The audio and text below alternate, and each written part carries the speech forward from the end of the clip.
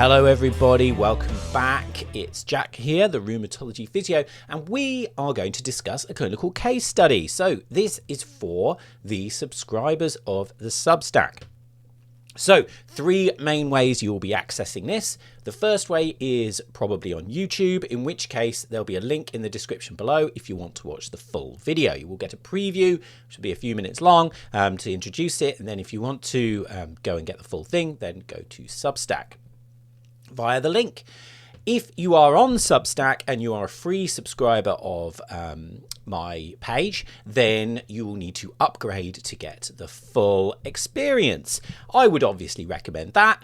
Two main reasons. One being you get more content. Two being that's my job. So please do that. But if you would rather, you can also get the Substack access via my online course as well. So if you want to do that, there will be a link below to that as well. And then instructions on how to get access to the Substack. And then you will get access to the full video as well, including the entire online course.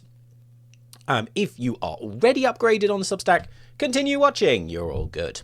So this month, for the case study, we've got a submission which I talked about with Nick Ilic. Apologies, Nick, if I'm butchering your surname. But he half consulted me, I suppose, but more just thought I would find it interesting on a case that he had of a young person with anterior knee pain along with axial spondyloarthritis. So, of course, anterior knee pain, not particularly my area of expertise, but axial spondyloarthritis, more in my wheelhouse. So we had a bit of a discussion on that via email, and he sent me some more clinical details, and it's a really interesting case. So I want to provide some thoughts upon it.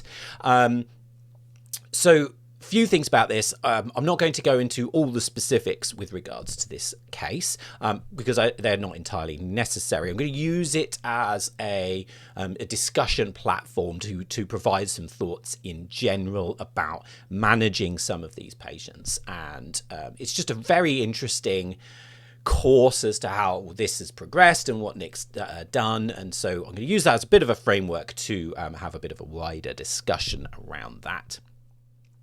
So let me get the details up. So essentially, it's a relatively young chap who was struggling with recurrent flare-ups in his anterior knee, which was likely Patella tendon related.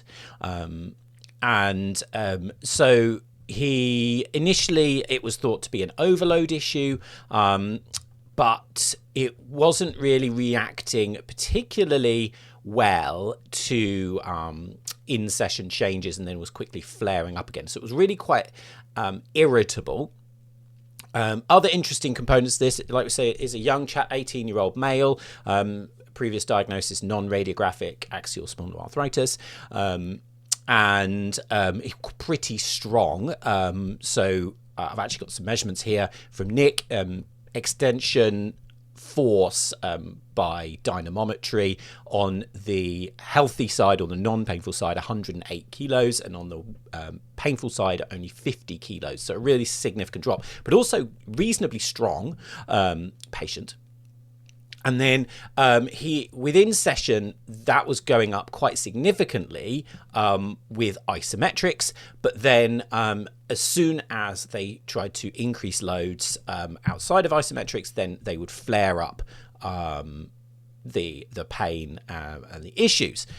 So at which point, that's when I came in and had a quick chat with Nick, and it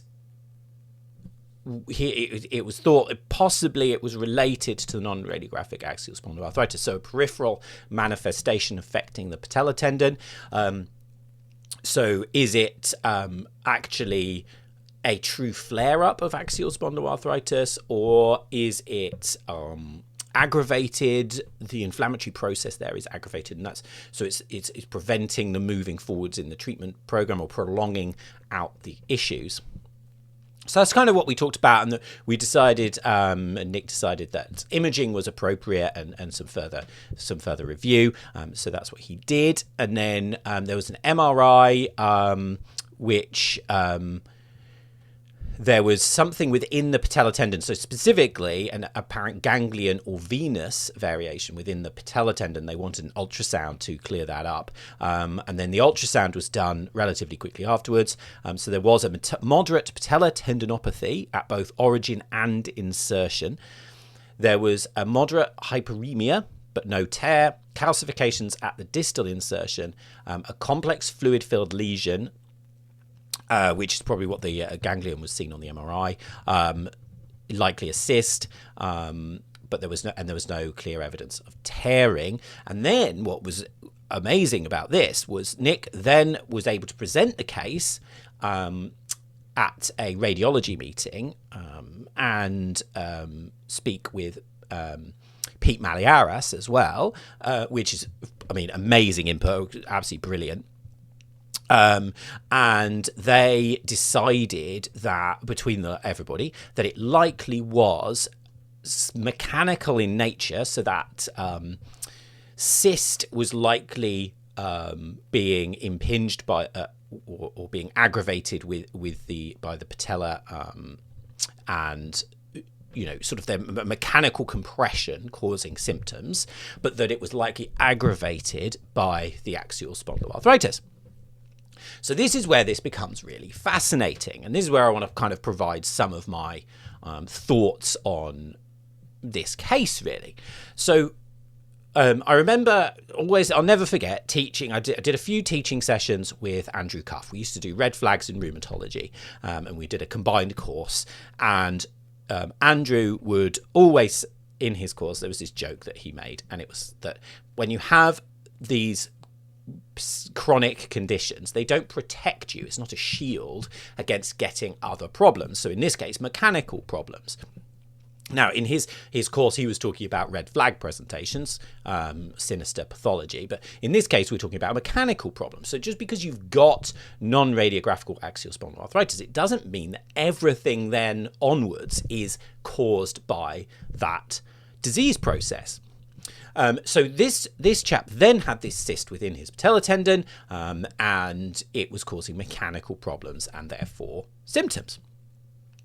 But then what's happened is the axial spondyloarthritis, as in this case, comorbidity, I suppose, has then gone on to, it's difficult to know specifically, but either exacerbate the symptoms, cause more recurrent flare-ups, or persist the mechanical symptoms beyond what you would expect when you start an appropriate management program. So what Nick was getting was appropriate in-session changes with his isometrics. So he was getting what he expected when he did the isometrics, then the load increase was tolerated. But what that wasn't progressing onto was then any follow-on improvement in the actual problem. So as soon as then they went back to loading in the gym, the symptoms would flare up again, even with quite relatively low loads. They weren't seeing this improvement with the isometrics, despite seeing those in-session changes. So this is where kind of the combined problem comes.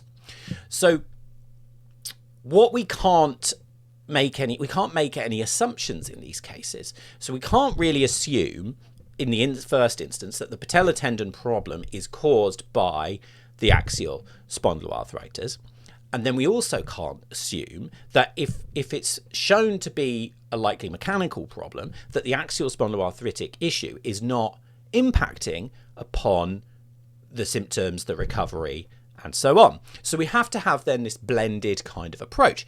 So then you go on to think, well, how are we going to manage this case? Now, if Nick hadn't done appropriate mechanical or local interventions, or however you want to describe that, for the patella tendon with this isometric loading, then in this particular case, I would be suggesting let's try that before we go talking to rheumatology and interacting with medication review